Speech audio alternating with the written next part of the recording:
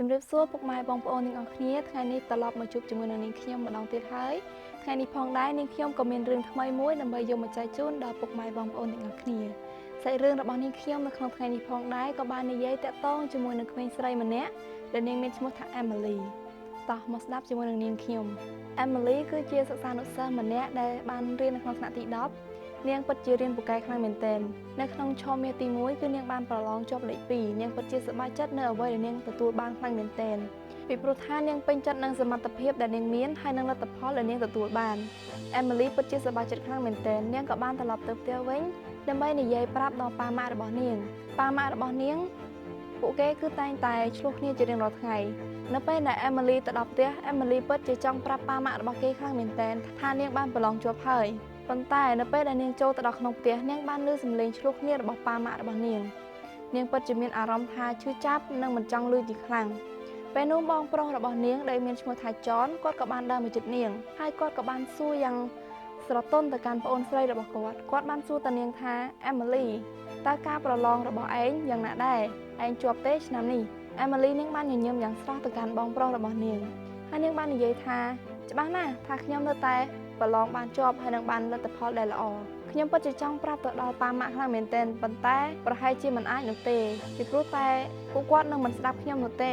េបងប្រុសរបស់នាងក៏បាននិយាយទៅកាន់នាងថាមិនអីទេឯងអាចប្រាប់បងបានបងនឹងរងចាំស្ដាប់នៅលទ្ធផលរបស់ឯងមិនថាល្អឬអាក្រក់នោះទេបងនឹងទទួលយកទាំងអស់ហើយបងនឹងសប្បាយចិត្តនិងលើកទឹកចិត្តដល់ឯង Emily នាងក៏បាននិយាយរៀបរាប់រឿងទាំងប៉ុន្មានដែលនាងបានប្រឡងហើយនិយាយពីការលំបាកទាំងប៉ុន្មានដែលនាងបានជួបនៅពេលដែលនាងកំពុងតែប្រឡង Emily នាងបាននិយាយប្រាប់ដល់បងប្រុសរបស់នាងរួចហើយនាងក៏បានត្រឡប់ទៅក្នុងបន្ទប់របស់នាងវិញទាំងទឹកមុខក្រៀមក្រំនៅថ្ងៃបន្ទាប់ទៀត Emily នាងបានចាក់ចេញពីផ្ទះទាំងព្រលឹមដើម្បីទៅសាលារៀនពីព្រោះថានាងមិនចង់ឮប៉ាម៉ាក់របស់នាងឆ្លោះគ្នាទាំងព្រឹកនោះទ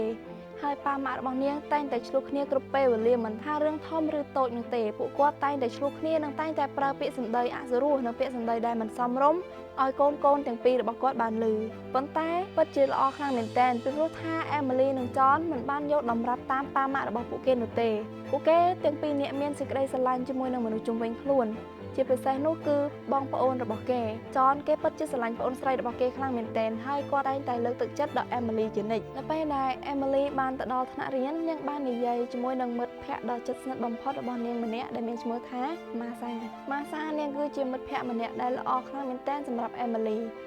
រឿងគ្រប់យ៉ាងទាំងអស់ដែល Emily តែងតែជួបឬក៏បញ្ហាអ្វីគ្រប់យ៉ាងទាំងអស់ដែល Emily តែងតែបានជួបប្រទះទាំងប៉ុន្មានគឺនាងតែងតែនិយាយប្រាប់ Masa ទាំងអស់ពីព្រោះថា Emily ពិតជាទុកចិត្តទៅលើ Masa ខ្លាំងមែនទែនហើយ Masa ផងដែរក៏តែងតែលើកទឹកចិត្តដល់ Emily ហើយនិយាយប្រាប់អំពីព្រះនៃសេចក្តីស្រឡាញ់ទៅដល់ Emily ទោះបីជា Emily នាងមិនសូវជឿរឿងនឹងក៏ដោយក៏ Masa នៅតែបន្តនិយាយរឿងនេះរហូត2ឆ្នាំកន្លងផុតទៅ Masa ហើយនិង Emily ក៏បានរៀនចប់ថ្នាក់ទី12ពួកគេទាំងពីរនាក់ក៏បានរកការងារធ្វើរៀងៗខ្លួនប៉ុន្តែរឿងដែលពិបាកបំផុតសម្រាប់ Emily នោះគឺឪពុកម្ដាយរបស់គេចាប់ផ្ដើមចង់លេងលះគ្នា Emily ចាប់ផ្ដើមមានអារម្មណ៍ថាទទួលរងសម្ពាធខ្លាំងមែនទែននាងបាននិយាយជាមួយនឹងបងប្រុសរបស់នាងថានាងមិនចង់ក្លាយទៅជាក្មេងកំព្រាដែលត្រូវបានឪពុកម្ដាយលេងលះគ្នានោះទេនាងចង់រស់នៅជាមួយនឹងក្រុមគ្រួសារដូចជាគ្រួសារដទៃទៀតនាងមិនចង់ឲ្យមានការលេងលះគ្នានៅក្នុងក្រុមគ្រួសាររបស់នាងនោះទេ John គាត់ក៏បាននិយាយលើកទឹកចិត្តទៅដល់ប្អូនស្រីរបស់គាត់ថារឿងអ្វីដែលវានឹងកើតឡើងវានឹងកើតឡើងគ្មានរឿងអ្វីដែលយើងអាចហាមឃាត់បាននោះទេបើសិនជាចិត្តរបស់ពួកគាត់ទាំងពីរនាក់លែងមានសេចក្តីស្រឡាញ់ជាមួយនឹងគ្នាទៀតហើយ Emily នាងបានត្រឹមតែស្រក់ទឹកភ្នែកហើយដើរចេញនៅពេលដែលនាងបានឃើញឪពុកម្ដាយរបស់នាងកំពុងតែសញ្ញាលិខិតលេងលះនាងពិតជាមានអារម្មណ៍ថាសោកសៅខ្លាំងមែនទែននាងចង់និយាយហាមឃាត់ទៅកាន់ពួកគាត់ប៉ុន្តែវាមិនអាចនោះទេពីព្រោះតែពួកគាត់ទាំងពីរនាក់បានសញ្ញាលេងលះដាច់ស្រេចបាត់ទៅហើយនៅពេលដែល Emily កំពុងតែមានអារម្មណ៍ថារងសម្ពាធខ្លាំងមែនទែនជាមួយនឹងក្រុមគ្រួសាររបស់នាងពេលនោះ Masa ក៏បានមកលេងដល់ផ្ទះរបស់នាងហើយបាននិយាយលើកទឹកចិត្តដល់នាងនិយាយប្រាប់នាងអំពីព្រះជាម្ចាស់ជាព្រះនៃសេចក្តីស្រឡាញ់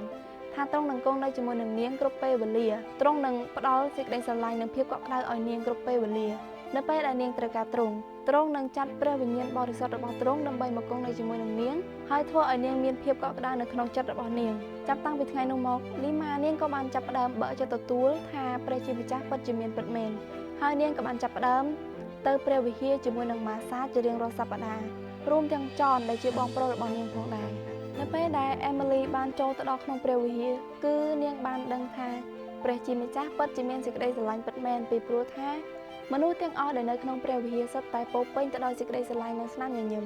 មើលទៅពួកគេដូចជាគ្មានសម្ពាធគ្មានការឈឺចាប់គ្មានភាពពិបាកចិត្តអ្វីទាំងអស់ Emily និង John ក៏បានមានអារម្មណ៍ថាព្រះជាម្ចាស់កំពុងតែត្រាស់ហៅពួកគេទាំងពីរនាក់ដើម្បីឲ្យទៅរកទ្រង់